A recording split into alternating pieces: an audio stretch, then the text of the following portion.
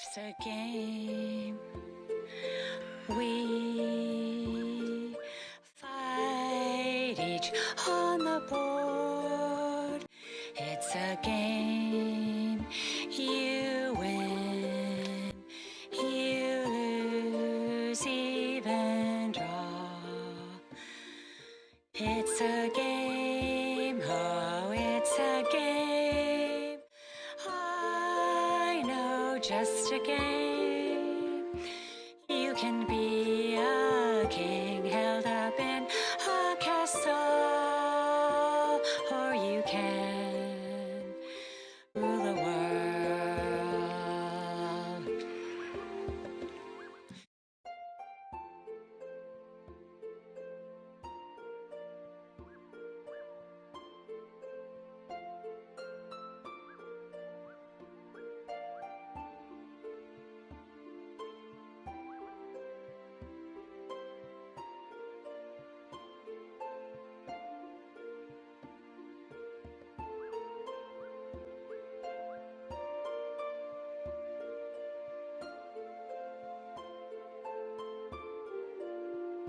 When I was born in 1729 as Princess Sophie, I seemed to have everything. My father was a German prince from the House of Ascania, Christian August, the Prince of Anhalt-Zerbst, and he ruled Anhalt-Dornburg. And my mother, the daughter of Christian August, Duke of Holstein-Gottorp, and Albertina Federica of Baden-Durlach. And of course, my mother became princess when she married my father. But compared with my super rich and powerful cousins, like my mom's Swedish king cousins Gustav III and Charles XIII, I was just a Cinderella. Actually, that's a terrible example because I was quite the tomboy. Nonetheless, my parents had great hopes for me. I had many tutors and a French governess, but all the schoolwork seemed too easy for me, and I was just so bored. Little did I know that my life would soon change when the powerful Empress Elizabeth of Russia decided to put me on a short list of potential brides for the future Tsar, Peter of Holstein-Gottorp. So when I was 10 years old, I met my future husband, my second cousin, Peter. And while Peter may have been a great catch for most, I simply could not imagine spending the rest of my life with him. He was pale, and he enjoyed playing with toy soldiers like a child. But very unlike a child, he loved his alcohol. And I dreamt of falling in love with a hero or a poet or even a humorous scholar. But I had none of those with him. And I certainly was not his type either. But it didn't matter. Neither of us had any say in that marriage. My mother wanted to strengthen the relationship with Prussia. And although my future husband's Aunt Empress Elizabeth never liked my mother, she nonetheless planned a marriage between a Russian princess to my younger brother. But when he died before the wedding, I became the obvious choice of alliance through marriage. So, before I bid farewell to my home in 1744, I made the decision that I would do whatever was necessary to win the heart of the Empress and my husband and all of the subjects. And I knew it wasn't easy, but you can't get the crown without sweat, right? So I worked night and day and night learning Russian. I converted to Russian Orthodox despite my parents' objection.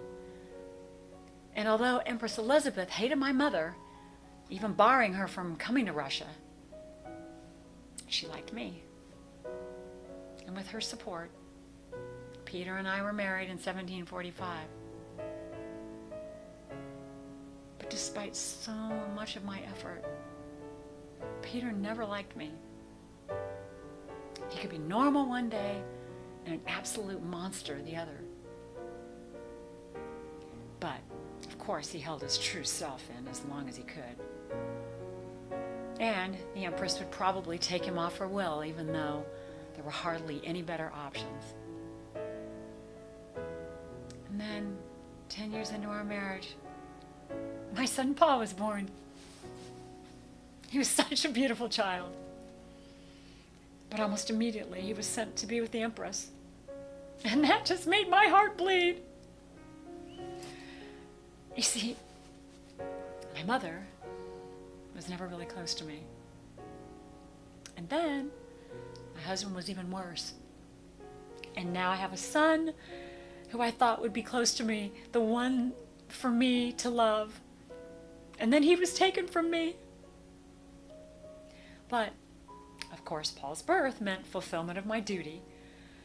And when the Empress died 4 years later, Peter became emperor, and I became Empress consort. And Peter's rise to the throne coincided with my drop to hell. Peter was crazy. Not only me, but everyone in our court feared him. Peter never loved me. But I also never loved him. We were simply two pieces of a puzzle put together, only to complete what seemed to be a game. And there were talks about his plans to have a new empress. Peter was the idiot drunkard from Holstein, and he was really good for nothing. And you may think a wife who kicked him out of his throne may be biased against him.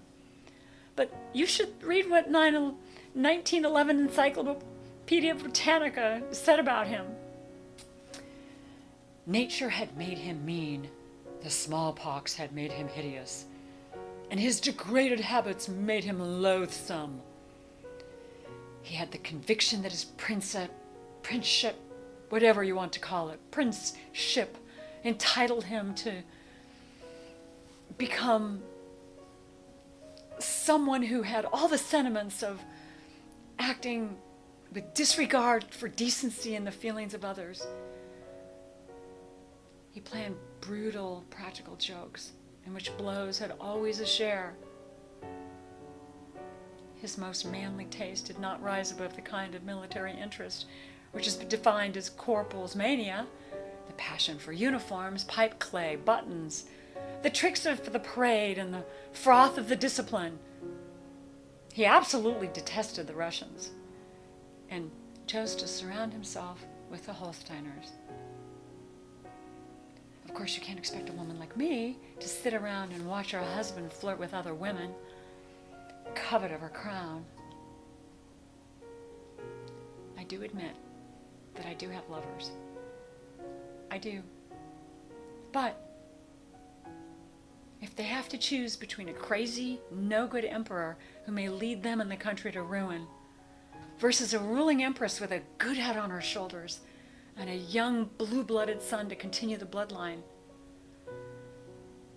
the choice was simple.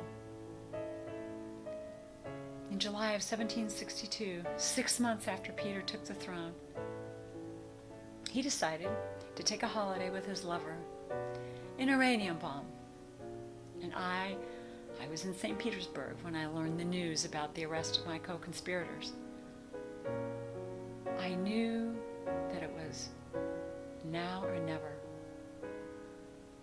So the next day, I asked the soldiers to protect me from Peter. And like I said, the choice was a simple one.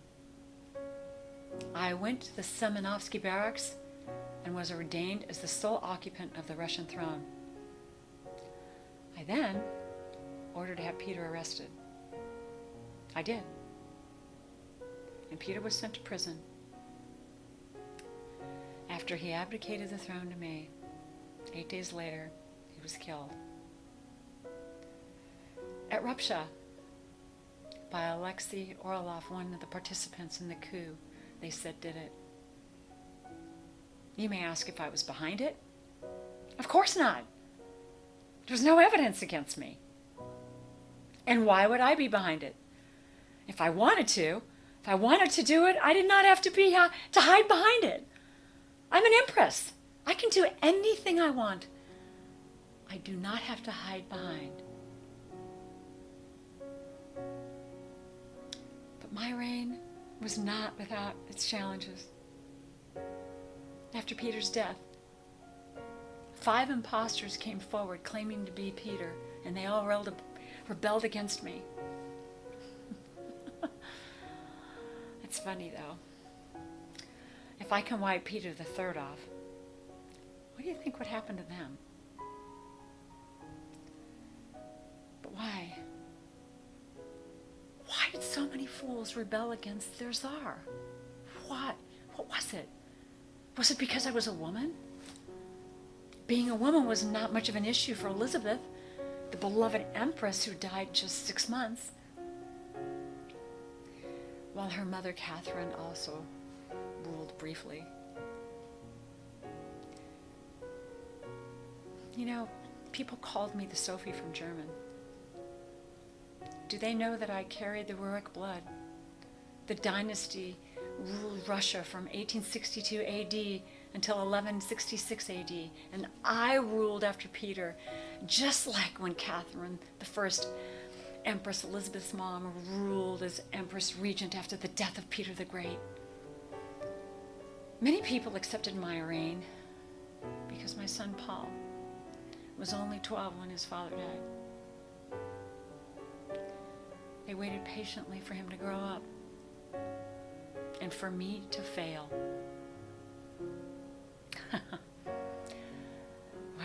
Well. For me to fail. Did they not expect me to be a woman of vision? In 1762, I was crowned wearing the imperial crown of Russia.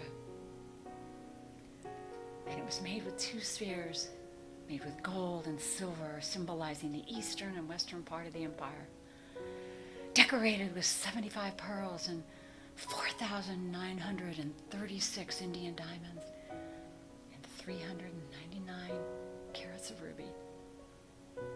It was beautiful. What a treasure. Matched perfectly with the golden age I brought to Russia. During my reign, I grabbed New Russia, Crimea, Northern Caucasus, right bank Ukraine, Belarus, and Lithuania. That's 200,000 square miles of prime land from the Ottoman Empire and the Polish-Lithuanian Commonwealth. I may be born as a German princess, but when the Russian people gave that crown to me, I pledged to serve Russia. I tried to set up the Northern Accord and allied Russia with Prussia, Poland and Sweden to counter against Bourbon-Habsburg League. But it didn't bear fruits to balance the power. I then signed a commercial treaty with Great Britain in 1766. I didn't want to commit to a full military alliance because after Britain's victory after the 7-Year War, alliance between Russia and Britain would pose such a threat, and many of our friends I felt would turn against us. So I continued the expansion south started by Peter the Great, and Russia became the dominant power in southeastern Europe after the Russo-Turkish War of 1768 to 74. And we defeated the Ottoman Empire in ways that have never been seen before. Who can forget the Battle of Chestnut, July 5th through the 7th in 1770, and the Battle of Kegel, July 21st, 1770. Those victories gave us access to the Black Sea, and it gave southern Ukraine, where we found new cities like Odessa and and Nikolaev, and the city named after me. The glory of Catherine. Yekaterinoslav. In the Treaty of Sukuk, Kainarka of 1774, we got Azov and Kerch and Yenikale and Kayenburn and the small strip of Black Sea coast between the rivers of Trenpar and Bug. And on top of those land deals, there were no more restrictions on Russian naval or commercial traffic in the Azov Sea. And I made sure that those Orthodox Christians in the Ottoman Empire would be treated fairly after the treaty that was granted to Russia the position as their protector. And Crimea, of course, became a protectorate of Russia. My efforts had two major goals: peace under Russian dominance. Crimea is strategically important, so we just supported its nominal independence after first against the Turks. And in 1783, we made Crimea a part of Russia. The Ottoman, however, refused to accept that, so they, of course, started another war in 1787 and 92. But, of course, they lost, and we got them to recognize Crimea as part of Russia and gave use of the Yedizin region. I know, I have so many victories that I could brag about, and I so much don't want to bore you. To make a long story short, I protected Georgia by making it a part of Russia. I took over Azerbaijan, and my troops were about to attack Iran. But before we can deal Iran the devastating blow, I died. And my son Paul lacked my vision and ambition, and he ordered the troops to withdraw. Paul, he didn't like my trusted Zupovs, and 5 years later, several of Zupov's officers conspired to murder Paul 5 years later. And up in the northern Baltic, my cousin, King Gustav III of Sweden, decided to attack me when my troops were tied up in the Turks' war. They were stopped by my brave Baltic fleet. That stopped their advances, all right. In Denmark, they saw the opportunity to declare war with Sweden. And it was such a mess. It's hard to fight wars on two fronts, especially when one attack on your back was from your own cousin. We lost at the Battle of Svensken in 1790. We agreed to return all conquered land to the original owner in the Treaty of Vayala in 1790. And this bought 20 years of peace. I know the Polish-Lithuanian Commonwealth could be a threat to Russia. But what better way to turn an enemy to friend than to install your lover to the throne? So Stanislav August Poniatowski became King of Poland and Grand Duke of Lithuania. He was a good king and an ally I could trust. He ruled the Commonwealth for 30 years, and he shared his love of arts and sciences with his people, and he supported progressive reforms.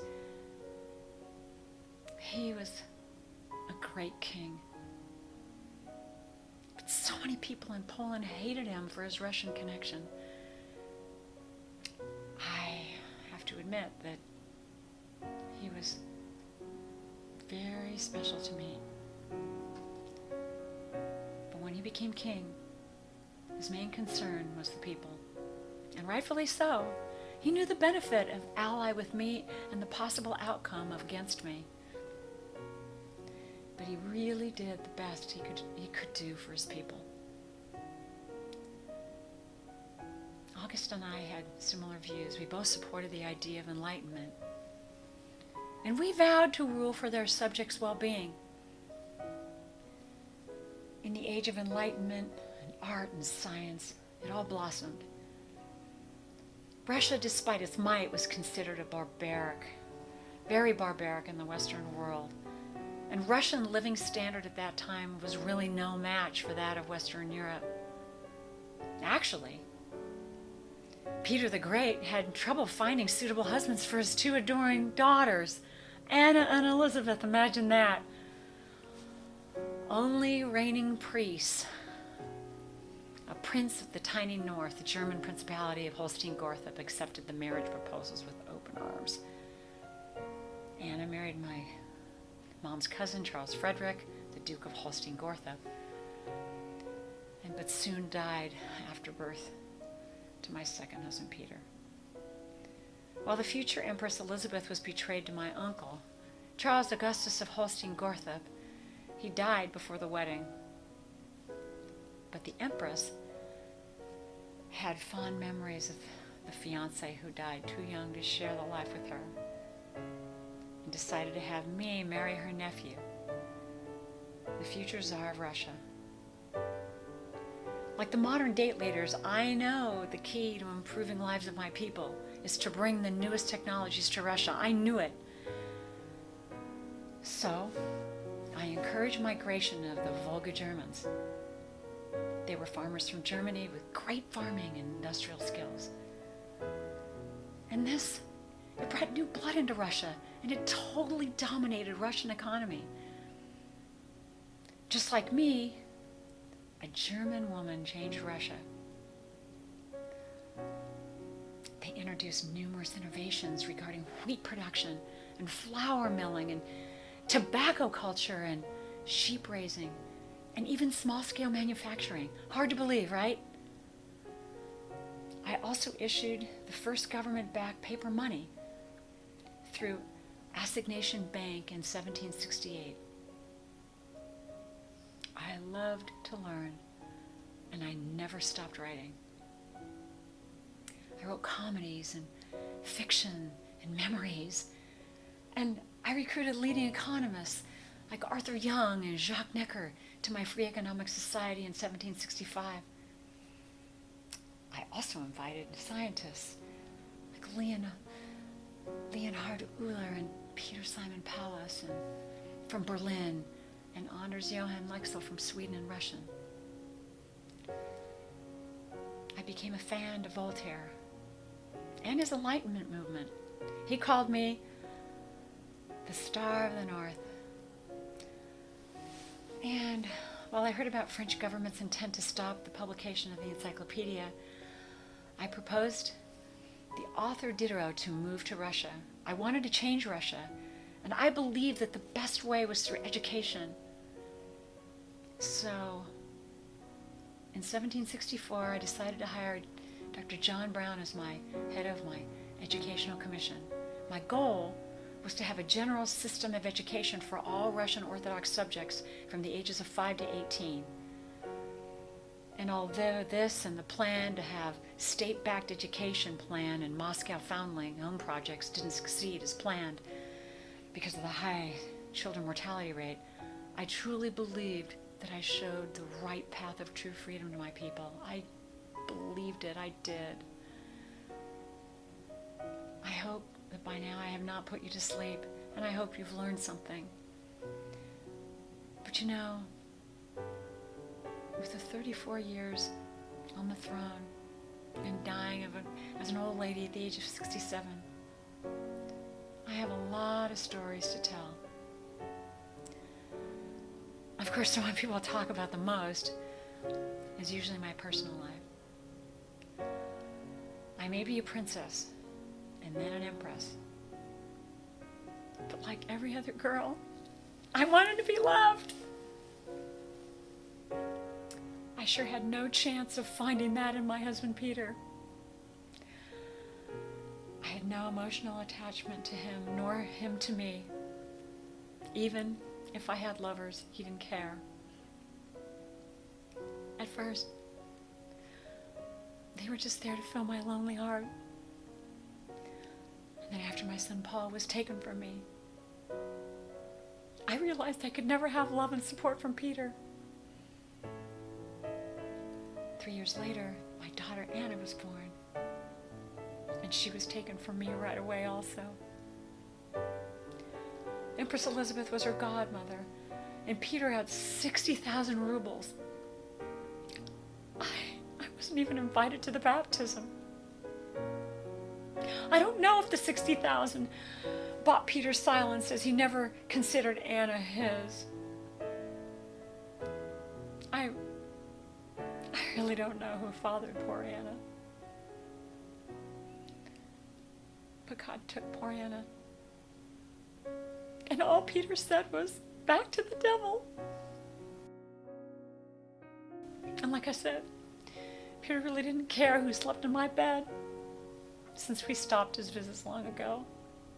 And when Empress Elizabeth died, I was already 6 months pregnant with Grigory Grigoryevich Orlov's child, Alexei.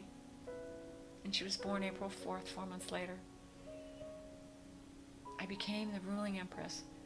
Unlike his 2 older siblings, he was taken from me. But this time, it was on my order. It was on my order. Alexei grew up in a small village of Bobriki. And it's not that I didn't want him, but with me floating in the political uncertainty, it really wasn't safe for him to be with me, because my enemy would have used him to destroy me. I miss that child dearly. But in 1781, days before his 20th birthday, I sent him a letter telling him that I was his mother and that I loved him. 5 days after my death, Paul promoted him to general mayor and gave him the title of count. Alexei never really liked politics much, but he did found the first sugar processing industry in Russia. And 3 years later, my daughter, Grigoryevna Turkanina, was born. And like Alexei, she too was sent away. But unlike Alexei, who I acknowledge when I feel I have the power to protect him, I left Elizabeth with a simple life. A life I wish I could have had if I'd had the choice.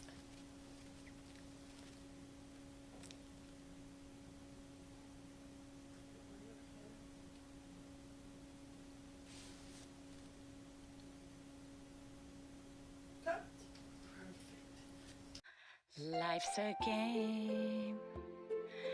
We fight each on the board. It's a game. You win, you lose, even draw. It's a game. Oh, it's a game. I know, just a game. You can be a king held up in a castle,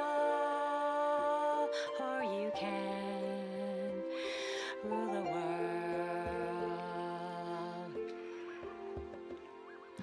You may not like your rank in life, then go across the board, find a new kind of life. You may not know it's a new kind of fight. Are you sure you know how